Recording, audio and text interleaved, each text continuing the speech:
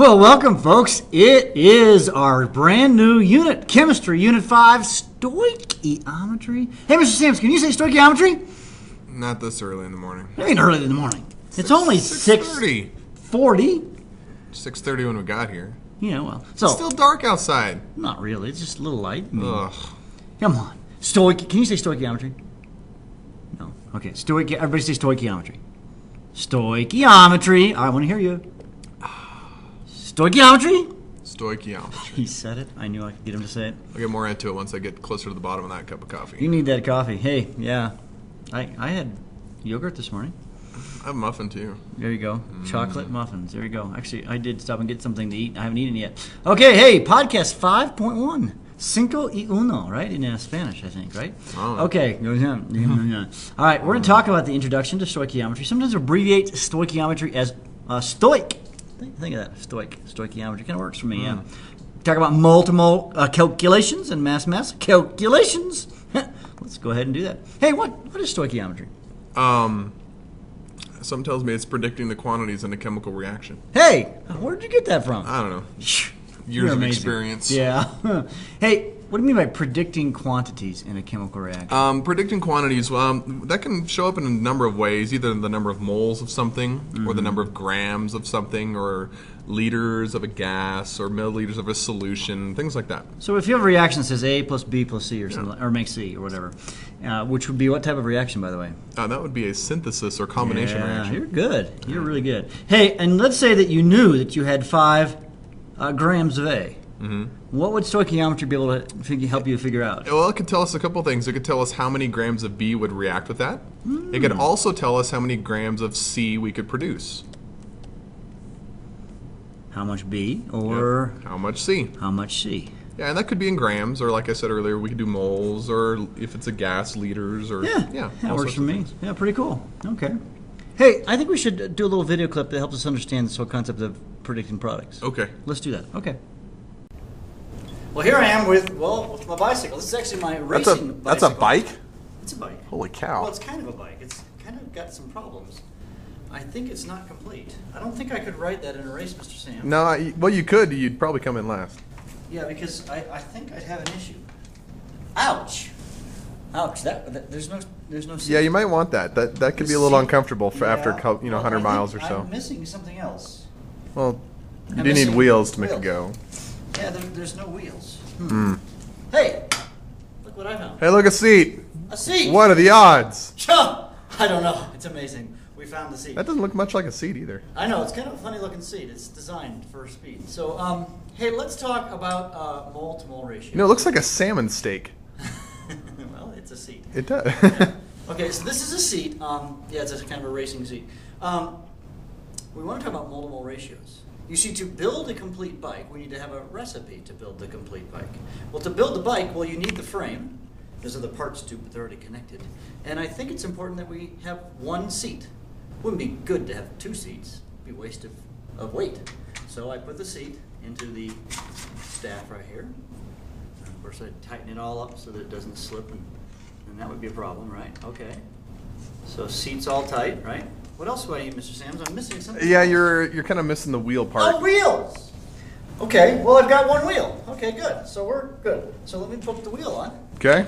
Okay, so we're going to be good. All right, I got to put the wheel on. All right. Okay. Now, are you good at riding wheelies? Huh? Are you good at riding wheelies? I'm good at everything, Mr. Sams. Oh, really? Yeah. So I'd like to see you ride a wheelie around this room on your one-wheeled bike. My one-wheel bike. Yeah. You're Do I putting need- one I need wheel. more than one wheel? Well, you know, it is called a bicycle Why is it called a bicycle? because there are 2 wheels. Yeah, I'm sorry, problem. See, this is the new bike. A different kind of a system for its wheels. Ah! It also would be good. This is actually good practice. This is my new bike, and since it's kind of new, I've never had a flat with this. It was hard to get it off this morning, and now it's hard to get back on. All right, Mr. Bergman, his old bike, could have done this in like 5 seconds. Ha! There we go. It's a back entry, which makes it for faster. Ha! There we go.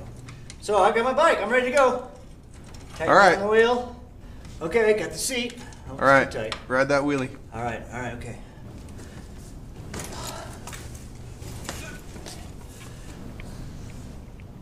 a problem. You do. I think I need 2. 2. Buy. Oh, buy. So Bicycle. buy means 2. Oh, what? Hey! What Hey, are you look, doing? another wheel. Another wheel. What are the odds? I don't know. So I can hook this up. I think we might be able to make it work. So what's the recipe to make a bicycle, Mr. Sams? Looks like you need a frame, Frame, good. 1 seat, 1 seat. and 2 wheels. Yeah, it's not going to work without having both wheels. Okay. Unless you're really good at riding a wheelie. Unless you're good at riding really, and for a long distance triathlon, that would be a long day. And a seat would be kind of important because if you don't have a seat, That's gonna hurt. it's going to hurt a Yeah. lot. Yeah. So the recipe is 1 frame plus 1 seat plus 2 wheels makes A bike. 1 bicycle. Well, Mr. Sams, Yeah. I was having a hard time building my bike there. Yeah. How long did it take you to get that back wheel on? I don't know. Maybe longer while. than it should have taken. But yeah, hey, what's the recipe? 1 frame. 1 frame. We'll call it an F. Okay. Kind of like for chemical symbol. All right. Yeah. 1 seat, Plus 1 S and then 2 wheels. plus 2 W makes 1 bike. 1 BK. Hey, like BK like bike. That works, right? All right. So there's our relation. Mole our- ratios. Ratios. Yeah, we have ratios. Yeah. So you can actually write these as ratios. What we're trying to get to, guys, is we're trying to introduce a new concept.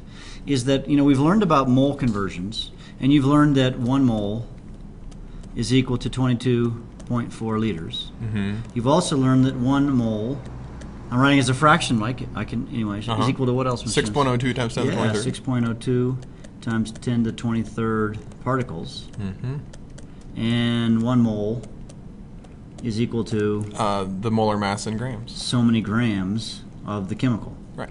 But those are our 3 fractions, right? But what Uh-huh. we're going to introduce today is 1 more fraction. Yeah. It is the mole to mole fraction. Yeah, and then, guys, this one's really easy because it all comes from the balanced chemical equation. However, in order to do it, you have to have A a balanced. balanced chemical equation. So, guys, this is what we have. We have a balanced chemical equation here, our balanced bicycle equation. Right. And so we can say 2 moles of wheels Uh-huh. is equal to 1 mole of bike. mole of bike. Or we could say 1 mole of seat is equal to 1 mole of frame. of frame. Now And these notice- can be flipped around if you know. Yeah, we can flip them upside down, and you can do a ratio from any substance to any other substance in a balanced equation. So It wheels to does- bikes, Yeah. seats to wheels, wheels to seats, Yeah. seats to frames, frames to seats, frames to bikes, bikes to frames, Yeah, whatever it is. Whatever. It doesn't matter. It does not have to be products to reactants or reactants to products. It can be 2 reactants. It could be 2 products. That's right. So let's anything. do this. Now we've done a sort of our analogy with the Yeah. bike, but let's do it with like real chemicals. Okay. Okay, so let's do that. Yeah, that's not that important. Okay, this is important. Why is this important? Because in a chemical reaction, things react in a specific proportion. Yeah. Yeah. All right, so let's use an example here. So here's a real chemical equation. We have 3 hydrogens get together with 1 nitrogen to make 2 ammonia. So Yeah. we can build mole-to-mole ratios here. Now, one thing about the balanced equation, folks, is the numbers in front, the coefficients. Those refer to specific numbers of molecules on a really small scale. They also refer to number of moles That's on a correct. larger scale. Exactly. So either way, we can use them as that ratio. So let's build some mole-to-mole ratios. I Okay. can say now 2 moles of NH3 is equal to 3 moles of H2. Now, folks, here's something very important. Remember, we've talked about the naked numbers. You must not just write 2 over 3. In fact, you can't just say 2 moles over 3 moles. No. You have to say 2 moles of NH3 over 2 moles of hydrogen. You Yes. must have the number. You must have the unit, moles. You must have the chemical, hydrogen, or ammonia, or whatever it might be. So this is 1 fraction. Can we think of any more here? Yeah, sure. About Let's 6 of them, I yeah, think. there are 6. Let's do 1 mole of nitrogen. Where'd you get the 1 mole? I I don't see a 1 anywhere. Well, if it's blank, it's a 1. Yeah, so right here, folks, we've got N2, but there's no number. But of course, that implies it's a 1. 1 mole of nitrogen is Over 2 moles NH3. okay. And we could flip this, guys. Right? We could also write 2 moles of NH3 is equal to 1 mole of N2. 1 mole of N2. Well, why don't we go ahead and flip the first one we did, the 2? Oh, yeah. And we could flip this one, and we can say 3 moles of hydrogen is equal to 2 moles of NH3. We need these numbers, guys, if we're trying to predict, how many bicycles we're going to make. So if I had 16 wheels, I could predict how many bicycles I could make. Okay, and then I could figure it out pretty easily. All right. Actually, should we do that? What? So if we go back to our bicycle recipe, let's say we had 16 wheels. Right. How many bikes could I make? I don't know, but I think if I had a ratio that I could figure that out. So what you do is you'd say 16 wheels. Start with what you know, put it over 1. Okay. Times a fraction, or Do the railroad track thing. Railroad track thing. Well, I know that in my recipe there are 2 wheels. So I'll say 2W. And I want to know how many bikes we're going to make. Well, the ratio is 2 to 1. So I can say 1 bike. What happens to W? W's cancel. So it's 16 times 1 over 2. Well, that's just 8 bikes. 8 bikes. Now, guys, you knew that. Of course, if you had Right. 16 wheels, you can make 8 bikes. But we need to show it to you sort of dimensionally, mathematically, Now, because that's how you're going to do this Right. in the... That's why we taught you railroad tracks in Unit 1, so you could do it here. yeah. Now, there's one assumption we're making here, Mr. Bergman. What's that? Well, we're assuming that we have Plenty. of frames and seats. Yeah, and later on we'll talk about what happens when you don't have plenty of Right. frames and seats. So. But for now, assume that if there are more than one reactant, that you have plenty of the other one, and that you're only limited by the one that you have. Good. All right, now let's go back forward. All right, so now that we have kind of figured out the whole ratio thing, Mr. Sams, I think we need to discuss what was called the mole map. So All it right. helps us to understand how to do these calculations. And guys, if you look in your packet, the mole map is in your packet. It's page 3 or 4 or something like that. Right, and if you're watching this on the internet, as some of you I know are, you're gonna, your teacher, whoever bought the CD or the DVD, can get access to that on the DVD. So, okay. All right, so this is called the stoichiometry flowchart, or sometimes we like just The call it- land of the mole. I like the mole map. It's a little simpler. But you don't get to say it like the land of the mole. You say the mole map. No? That's Okay. No. All right. All right, guys, notice there's a few things X'd out. We're not going to talk about those in this unit. Those are on units to come. So that you'll actually be using this probably pretty much for the rest of the year. So hang on to it. Don't lose it. Yep. All right. So here we've we got go. representative particles. Particles, This is yeah, that's particles. like atoms and molecules. Atoms and molecules. Yep. Now we've actually kind of done, if you will, if you think about this, Yeah, kind of divide we've this done in half. We've done the first half already in the previous unit, or 2 units ago, I guess, when we converted grams to moles and moles to whatever. So if you want to go from representative particles to Avogadro's number, then you get moles. And that moles to molar mass, or to grams, you'll use the molar mass right here. These are the conversion Those are the factors. conversions there on the arrows. And then Yep. if you're going to go to liters, you use the 22.4 liters. Yeah. And there's some other things that we'll worry about later. But there's something very important here called Yes. the mole ratio. That's how you go from one substance in the reaction to another substance in the reaction. So we have a given chemical, moles of A, and we're trying to find a new chemical, chemical B. Yeah. All right? And so we'll use this as we do a couple problems, Yeah. and it'll be more obvious. Okay. So when we're doing a mass calculation, here are the rules that you need to follow. Number 1, balance the chemical equation. Number 2, write down the amounts under each chemical. Number 3, put a question mark and a unit by the chemical in question, and then do the stoic to determine the amount. So these are the rules. So I would recommend you just pause the video and copy this down. Okay. Okay. All right, so let's do an example. Let's do one. 12.3 moles of potassium chloride. Now, what was rule number 1? I believe it said we had to have a balanced chemical equation. Hey, Hey, look, we have a balanced chemical equation. Mr. Sams, you wrote a balanced chemical equation. That's pretty good. All right, so pretty we got nice a of balanced me. chemical equation. It was given to you. Sometimes you're not going to have a balanced chemical equation. You're going to have to figure it out what it is. Just like you did in Unit 4. Like Unit 4. So, okay. So now what we do is we write down what we know underneath what we know. Okay. So we have potassium chloride, KClO3, and I know I've got 12.3 moles of it. So I write it underneath there. So And guys, this is just kind of the planning stage here. We're not solving the problem yet. We're figuring out what we know and where we're headed. And then it says how many mole of O2 will be formed. So O2 is right here. So I'm going to put a question mark. See how I'm following my rules under there. And I just put a question mark and I'm going to write what unit I want in it. I want moles. So I want to convert moles of this to moles of that. Basically, if I've got 12.3 moles of potassium chloride, how many moles of oxygen will I produce? How many bikes will I make, if you will, in our analogy? Yeah, so let's go to the mole map here real quick, or Okay. to the land of the mole. That's painful, Mr. Sams. I know. All right, so right now we have moles of a chemical. We had 12.3 or whatever, Yep. right? And then it asked us to go to moles of B. Well, just a mole to mole. Yeah. So in this mole map, all we need to look at is this portion of the box. On this problem, yes, because we have moles, we're going to moles. So our step is we just use the mole ratio right here, to it's get very there. important that what we're going to be doing is doing the mole ratio. So I start with what I know, which Put it is over 1. 12.3 moles. 12.3 moles. Of KClO3. Of KClO3. Not just moles. Yeah, over 1. Okay. Now the mole ratio, where do we get those again? Well, that's from the balanced chemical Oh, equation. So there's a 2 here.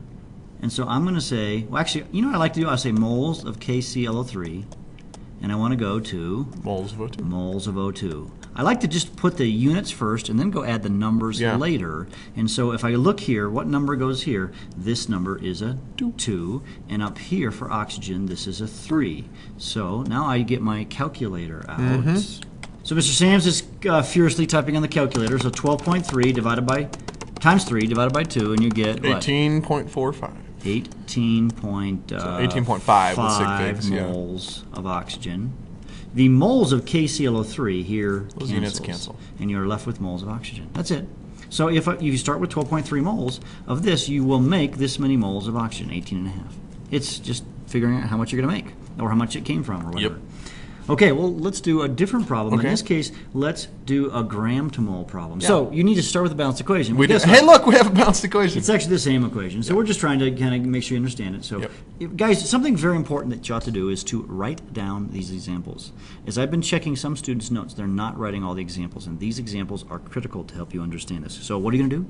Right. Write the examples. If you don't, Mr. Sams will take your thumb. Oh, no, he won't. No, I won't do that. Okay, never mind. 4.53 grams is what I know of potassium chlorate, so I know that. Okay. How many moles of oxygen? Okay. Hey, it's kind of like the same problem. Yeah, we're just going to add But one we're additional starting with a different unit. Yeah. So maybe we should look at the mole map. mole map. Okay. So what have we got, Mr. Sams? We have grams of a substance. So we're up here on the mole map. Yep, and we're going to moles of another substance. So I need to get from here to here. Right. So to do that, we're going to have to go through moles of A.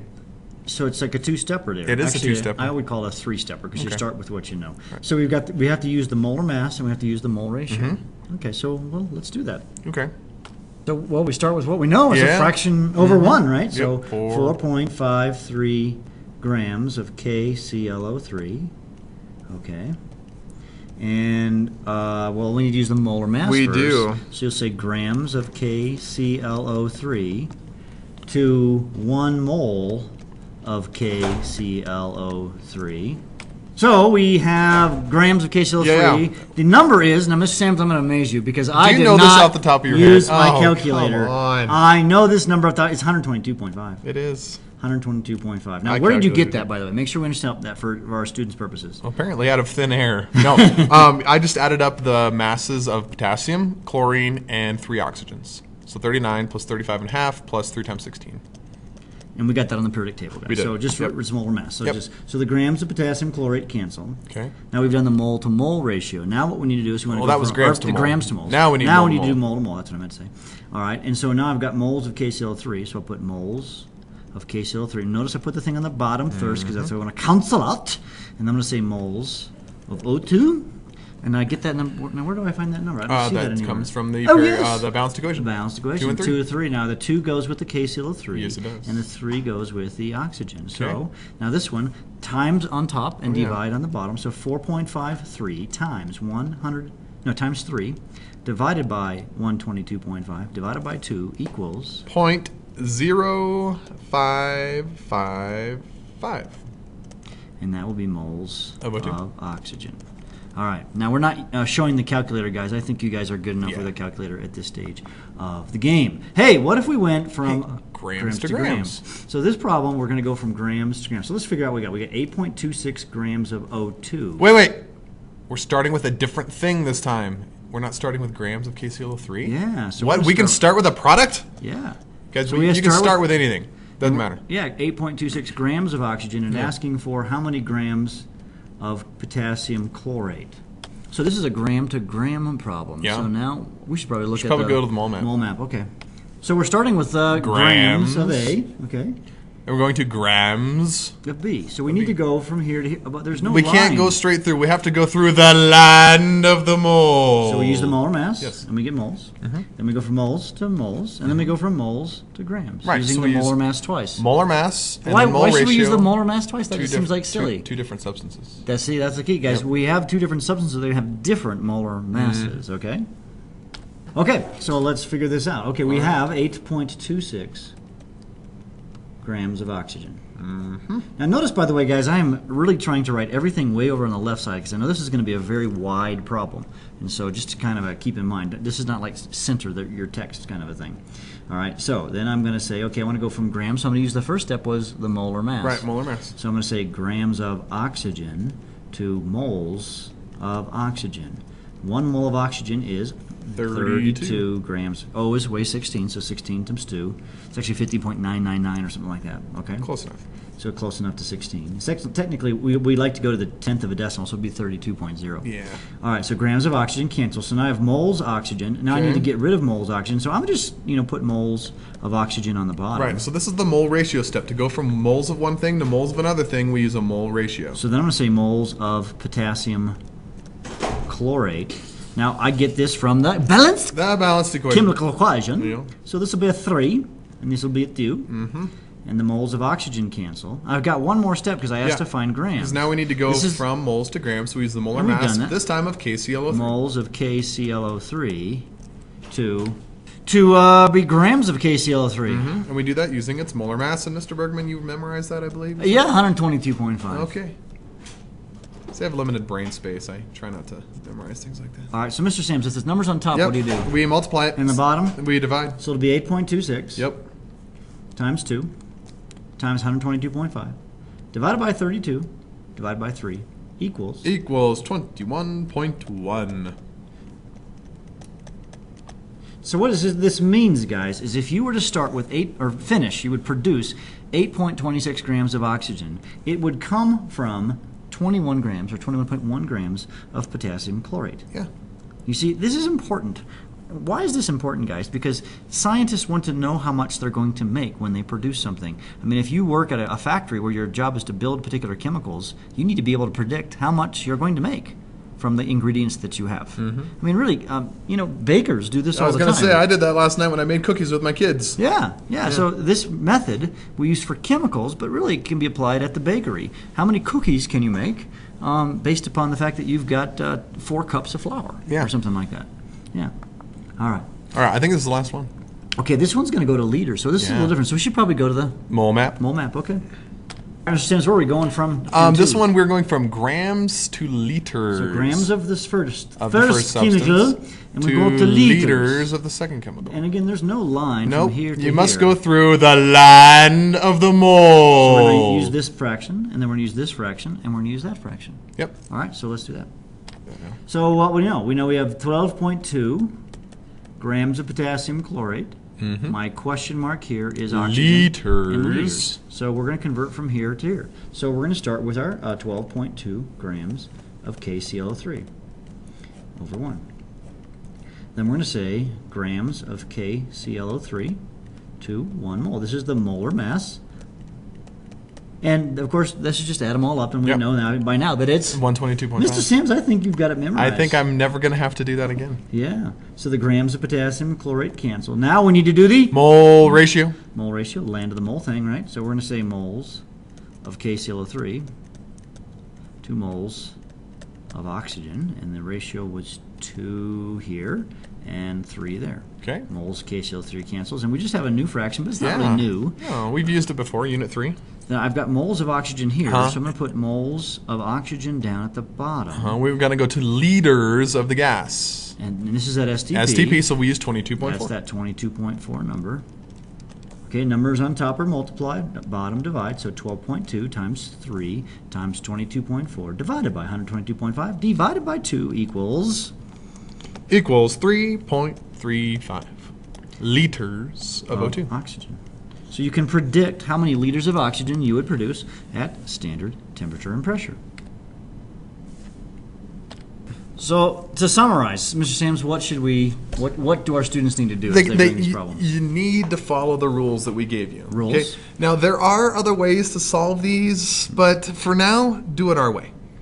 Okay? Yeah, because they can get more complex. They guys. can get more complex, so don't try to do it in your head. Always write your units with the chemical with it. That's right. Always, always, always, and then use that mole map. It'll be your guide. Figure out what you know and where you're headed, and just follow the lines. And at some point, you may not need to have the mole map. Right, But for now, you use probably it. do. Yeah. Okay. Well, we will see you in class, or maybe we'll never see you because you're on the